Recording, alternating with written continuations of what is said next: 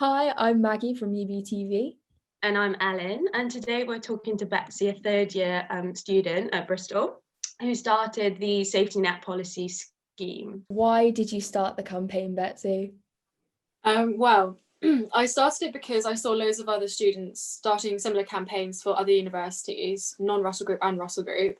Obviously, the safety net that was put in place last year's students, and so I thought, well, if that's going to be implemented for students who had a semester of disruption, then why not for a year that have had a year of disruption, essentially?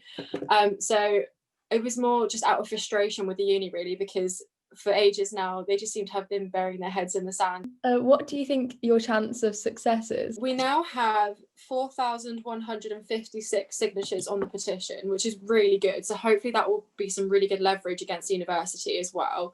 In terms of success, I mean, the opportunity here is really in the hands of Bristol. I mean, last year, for example, they U-turned a number of times on the policy that they were going to implement.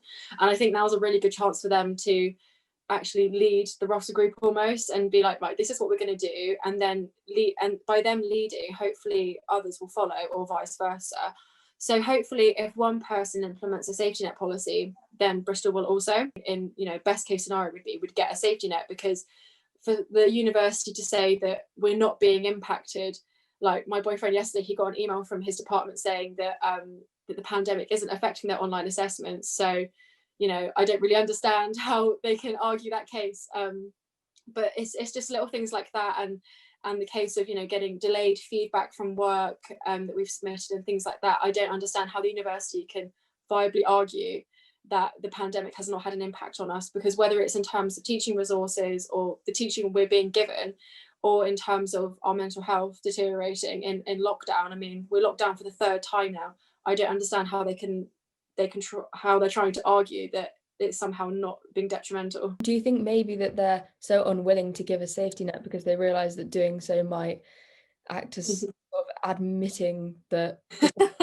is good, and therefore maybe giving legitimacy to campaigns that want to like reduce or get rid of tuition fees? Yeah, I mean, that's another issue, is that I think that they'd be almost admitting defeat if they conceded that easily. So I think they're deliberately trying to put up a fight. I mean, they might say otherwise, that they wouldn't want to do that to students, but I think the fact that they've been so reluctant is, you know, it's quite almost sus. In terms of, well, the tuition fee side of things, I think, well, 100%, I think that they should at least be reduced, because, you know, if we're not on campus, we're not using the resources, buildings are being run on lower energy costs and electricity and all that sort of thing.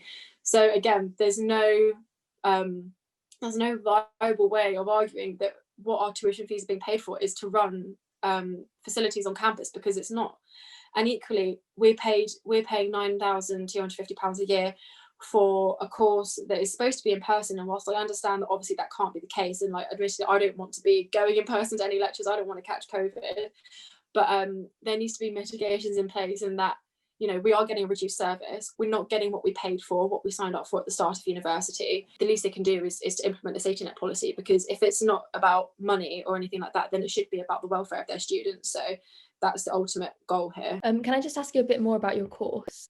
So you studied politics, and so how have your contact hours compared to last year, and have you been given any sort of pre-recorded lectures from last year and given that as an alternative?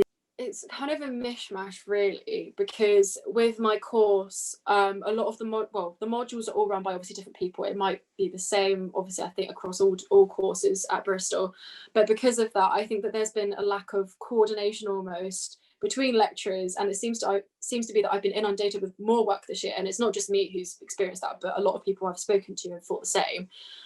In terms of contact hours, last semester I was supposed to have, I think, 8 hours actually in person.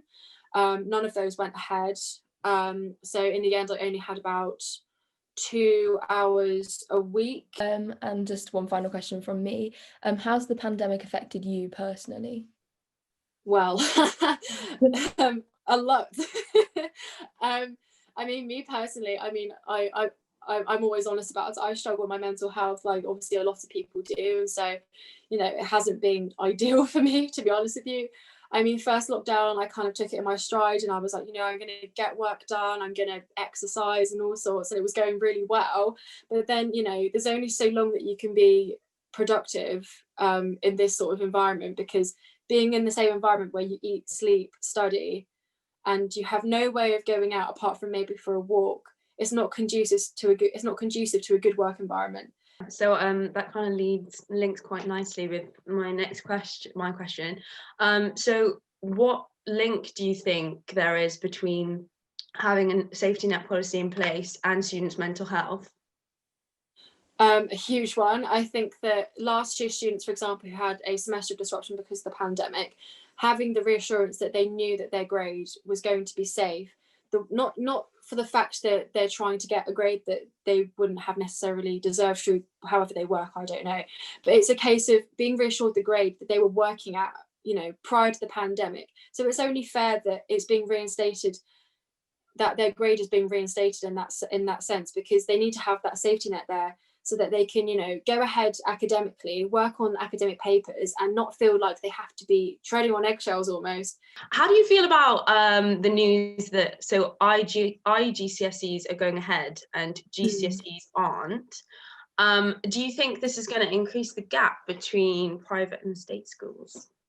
That's a really good question, actually, especially given like Bristol's rep for having quite a lot of private school students, if not I think the most in the country out of all the universities. I mean, in terms of the IGCSE and the GCSE students, I mean, obviously it kind of depends. I mean, it's kind of hard to gauge, because obviously some people are really happy that GCSEs are cancelled, and some people are actually really frustrated because they put a lot of time and effort into the revision and the process to get to the exams. Potentially, if you're at a private school and if you're doing IGCSEs and they're going ahead, then they probably still have the support in place to help them get good grades. Whereas I think for those who have had their GCSEs completely cancelled, it's almost quite up in the air for everybody. Do you think it will impact the way that the admission process happens for university? Do you think maybe because some students are taking exams and some aren't, do you think the ones that are taking the exams are going to be favoured over the ones that aren't? I mean, in terms of Bristol's admissions process, I would hope that they would put something kind of, you know, it might be complex, but something in place which would mean that everyone would be valued equally, because obviously some people would perform better in coursework, some people with exams, and not just that, but obviously the major disruption that's happened as well. I think that's everything.